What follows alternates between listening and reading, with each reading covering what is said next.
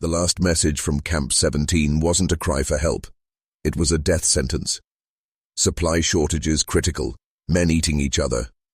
7 words, sent by Foreman Samuel Hartwell from deep within Utah's Wasatch Mountains. 3 days later, the rescue team arrived. Too late. Snow, 12 feet deep. Cook fires still warm. But of the 127 men who had vanished into the cold, only 18 remained. They weren't warming their hands by the fire. They were huddled in a supply shed, staring, silent. And what they had become was no longer fully human. The cauldrons still bubbled. Bones floated beside carrots and onions. It smelled like stew, until they looked closer. That's when the company erased the record, burned the files, paid the families, and buried a secret they thought would never rise again. But some history refuses to stay silent. This is the story they don't want told. Not just of starvation, not just of desperation, but of a system that fed men into fire and called it progress.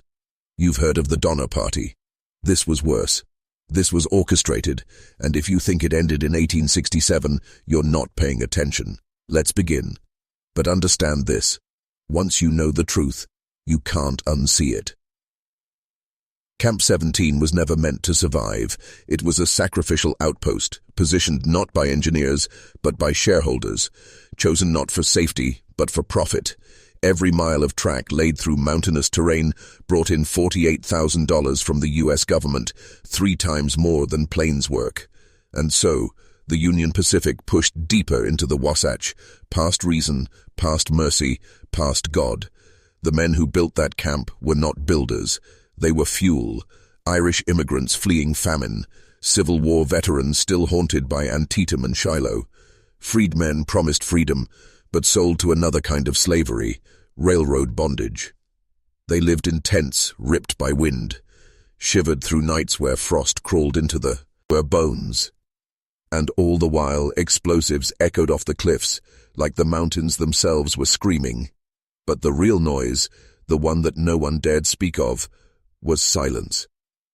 The silence of hunger, of missed supply trains, of promises from Omaha that never came.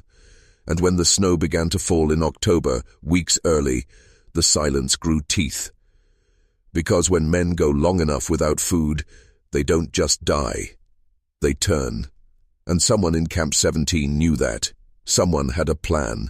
Hunger would not break the chain of command, it would tighten it. His name was Wilhelm Brenner. Officially, he was just the cook, but unofficial titles carry more power. Surgeon, quartermaster, executioner. Brenner was a German immigrant who had survived the siege of Vicksburg by feeding men whatever could be boiled. Horse, rat, leather, flesh. His eyes were pale blue, cold, assessing.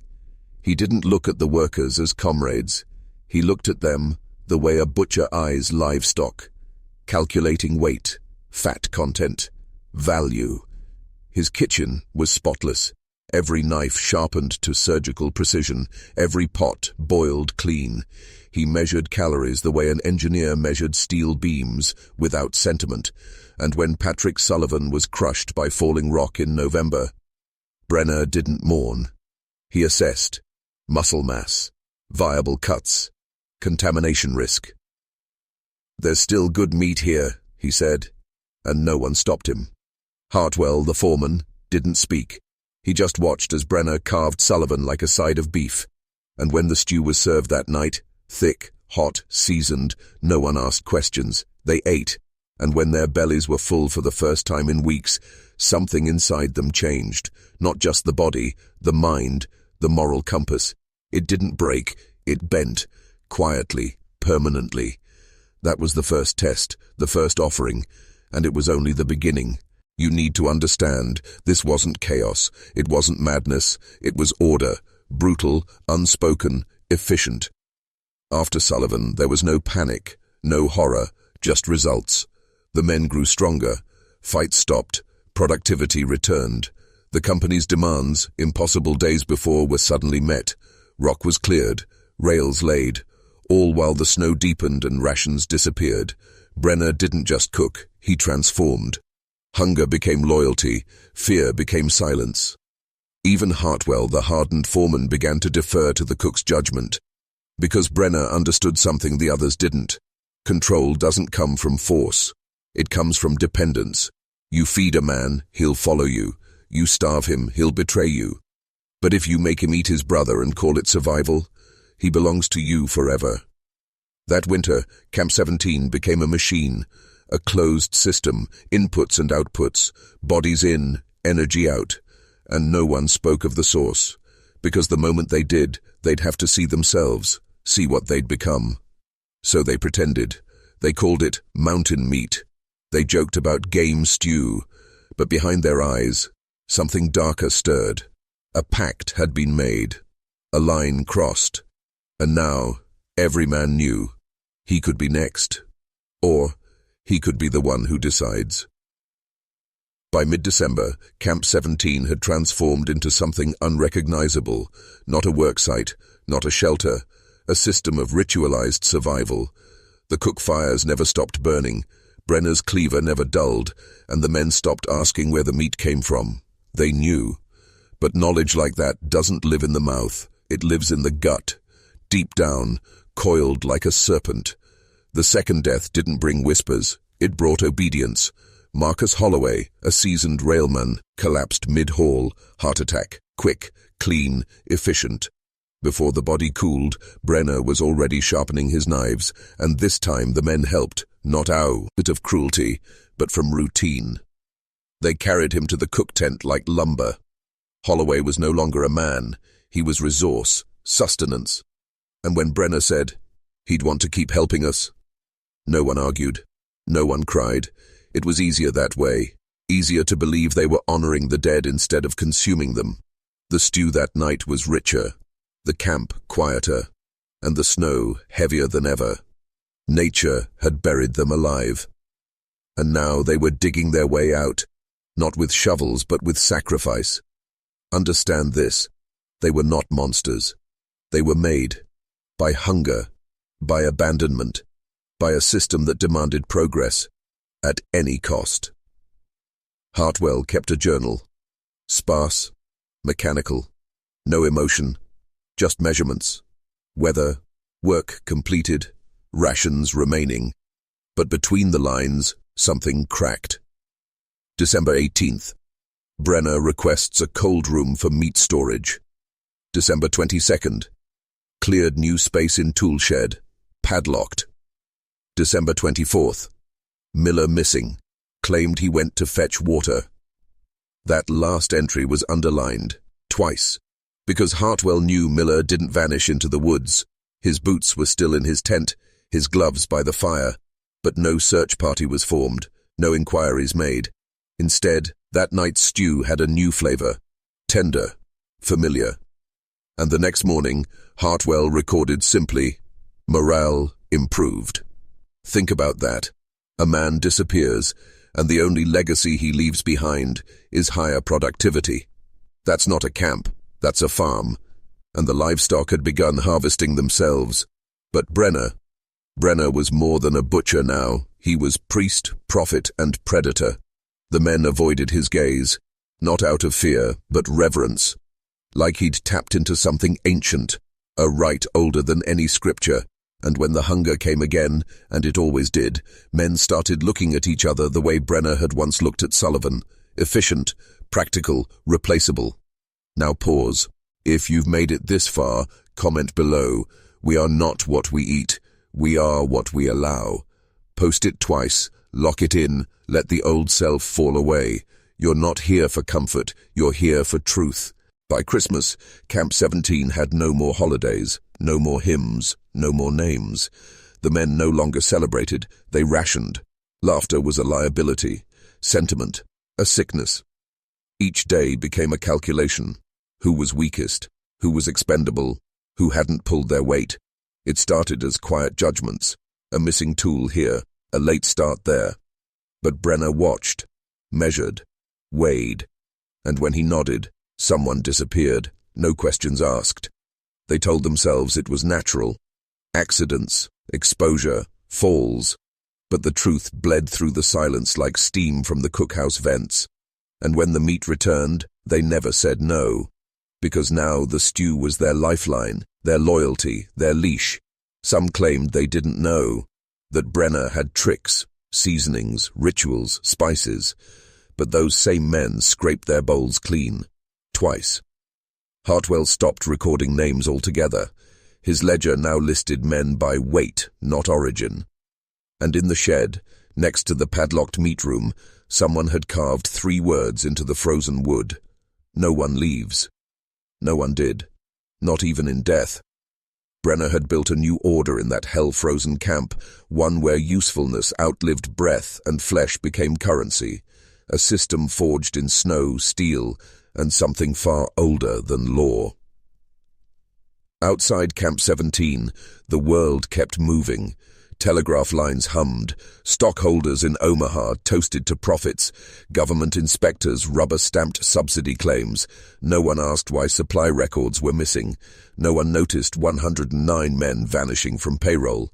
Because Camp 17 was designed to be invisible, operational only when convenient, expendable when not. And now, it was both. Hartwell still sent reports, but they were coded. Buried truths disguised as logistics. Labor conditions stabilized, morale adequate, rationing under control. But in the margins, symbols began to appear. Circles, crosses, a series of markings that matched none of the railroad's codes. And always, the number 9 repeated, etched beside names on tent posts, even into bone. 9 what? 9 chosen? 9 cycles? No one knows. Because the rescue team didn't investigate. They arrived too late, and when they saw what was in the cauldrons, what steamed beside the bones, they turned away, not out of horror, but because the truth was useful.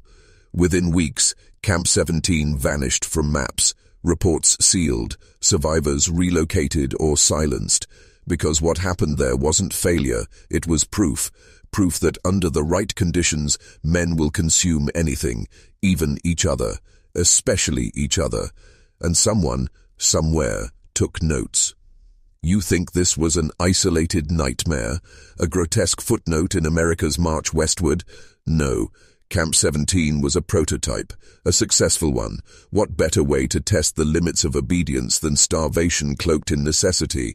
What better ground for psychological conditioning than a frozen valley, miles from scrutiny? They didn't just feed men to men. They fed the idea that morality is optional and survival is sacred, and someone watched it work. Supply failures don't happen by accident, not 3 weeks late, not in perfect sequence. That kind of starvation is engineered. Brenner didn't rise to power. He was placed, selected. A man with siege experience, medical knowledge, and no moral breaks. A man capable of executing an unthinkable model with measurable results. Camp 17 didn't collapse. It was refined. Broken men made productive, useless mouths converted to fuel, dissent replaced with dependence. And when spring came, the few survivors weren't rescued. They were studied, quietly, relocated, institutionalized, and most importantly, recruited. Because once a man's consumed his brother and called it salvation, he's no longer just a laborer. He's something else, something useful.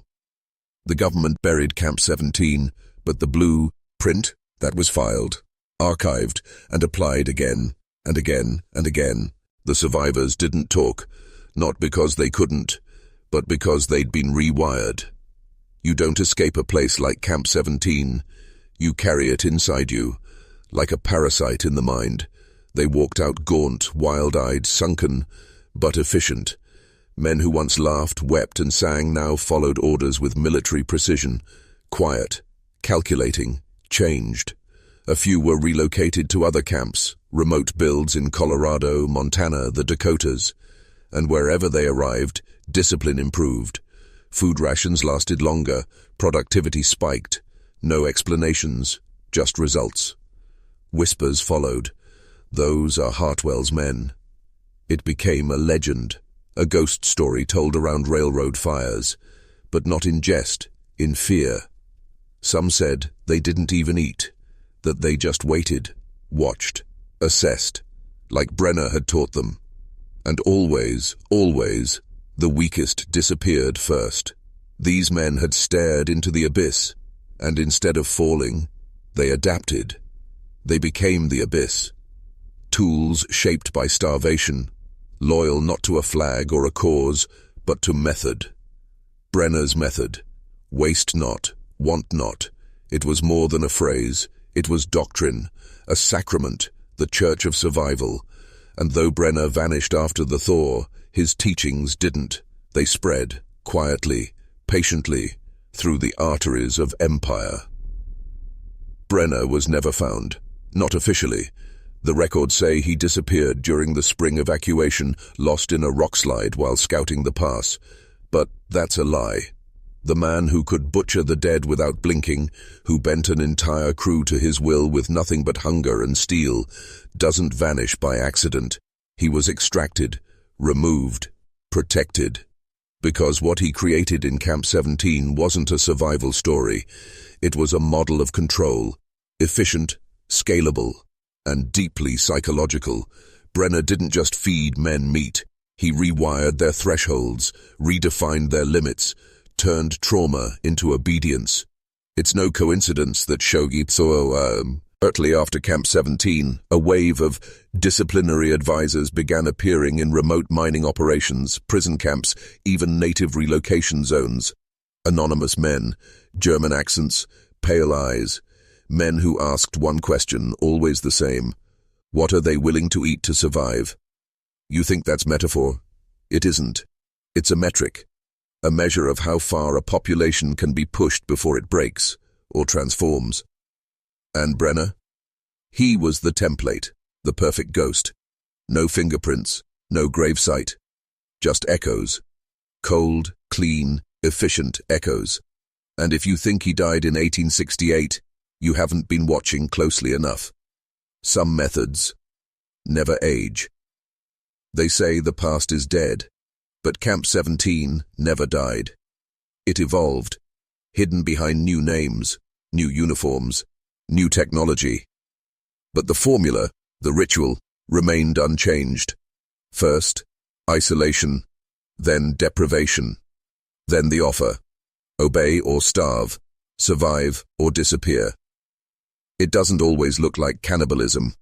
Today, it looks like debt, addiction, surveillance, psychological warfare disguised as entertainment, food deserts in poor towns, wage slavery in corporate towers. But the principle is the same. Starve the soul, feed the machine. And if someone breaks, they don't fix him. They study him, extract data, refine tactics. Camp 17 was a petri dish for behavioral manipulation, and it worked. That's why it was buried, not to hide it, but to protect the formula. And now it's being scaled globally. You think TikTok is harmless, that processed food, porn and news cycles are random? They're not. They're Brenner's stew, cooked for the modern mind, designed to rot the body, dull the will, and prime the spirit for obedience. You're not being fed. You're being prepared, just like they were. Only this time, there's no snowstorm, no granite walls, just a glowing screen and a voice whispering, "Waste not, want not." The menu hasn't changed, only the utensils. What they learned at Camp 17 wasn't how to survive. It was how to convert morality into utility, to turn men into assets and death into strategy. That's the hidden alchemy of power. Not gold from lead, but obedience from fear. They discovered that when you push a man past starvation, past sanity, past shame, he doesn't collapse, he metamorphoses. And once he crosses that line, once he consumes the unspeakable, he's theirs, forever. Because a man who's tasted taboo can no longer return to ordinary life. He belongs to the system now, and the system feeds on him. The survivors of Camp 17 didn't reintegrate. They were reassigned, not to heal, but to replicate, to test new camps, new methods. You see it in war prisons, black sites, behavioral labs. They don't need bullets anymore. They have algorithms, controlled scarcity, manufactured crisis. The masses are just another Camp 17 now, shouting at screens while eating lies disguised as content. And Brenner's doctrine lives on, not in recipe books, in think tanks, focus groups, intelligence handbooks. You want to see a modern stew pot? Look around. The heat is already rising, the hunger already gnawing. And once again, the question is being asked, what will you eat when they tell you it's survival? You think you'd never cross that line, that you'd never pick up the knife. But that's what they all thought. Every man at Camp 17 arrived with principles, until principle meant death, and death was inefficient. The truth is brutal. Under pressure, character doesn't rise, it fractures. And those fractures? That's where control seeps in. That's where systems like Brenner's take root, slowly, patiently, through choice disguised as necessity. The stew wasn't forced on them. It was offered, and the moment they accepted it, the moment they swallowed what they once found unthinkable, they were no longer men. They were instruments, carriers of a design, a virus of control that spreads not through violence but through acquiescence. Today that stew comes in other forms, ideas, scripts, addictions, algorithms that feed you until you no longer recognize your own hunger, until you crave what degrades you, until the difference between sustenance and submission disappears. Camp 17 was never just a place. It was a threshold, and every man who stepped over it was reborn. You feel it, don't you? That chill in the gut, that itch behind the eyes, that creeping suspicion that something inside you has already started to change. Good. That means you're waking up. Keep going. Don't look away now. By the time the thaw came, there was no rescue, only containment. The railroad executives arrived with ledgers, not prayers. They didn't mourn the dead, they audited them, verified how much track had been laid, how much progress had been made, and when they saw the results, on time, under budget, they didn't ask how. They asked where else this method might apply. Camp 17 wasn't a disaster, it was a success story. That's why it vanished from the history books. Because truth isn't buried for being false, it's buried for being useful. Understand this. The system doesn't fear catastrophe, it feeds on it. The greater the crisis, the deeper the compliance. And now every institution, corporate, military, political, studies the same question Brenner answered. What will men trade for survival? Their conscience? Their neighbor? Their soul? The mountain was just a crucible. Today, the crucible is everywhere. And they're still watching, measuring, refining. They don't need to hide it anymore because you've been taught to laugh it off, to call it conspiracy, myth, entertainment. But it isn't a story, it's a warning. The map was written in blood and snow, and now it's under your feet. The only question left is, will you follow it or feed it? The last known photograph of Camp 17 shows nothing but frost-bitten emptiness. No bones, no tracks, no fire pits. Just wind-scoured silence, like the earth itself conspired to forget. But listen closely, and you'll hear what the frost couldn't cover. Not screams, not cries. Doctrine.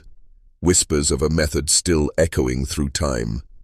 The names are different now, the uniforms cleaner, but the stew still simmers, in policy, in prison blocks, in the food aisles of the poor. A quiet hunger creeps through the modern world, packaged as convenience, progress, entertainment. And all around you, people are eating each other in slow motion, spiritually, financially, emotionally. It's Brenner's feast, scaled for the digital age. Camp 17 wasn't erased, it was franchised. You just can't see the snow anymore, and maybe you're thinking, I'd never be one of them. But here you are, watching, absorbing, questioning the line between fiction and forbidden truth. That means something inside you is waking up. Good. Let it. You were never meant to sleep through this.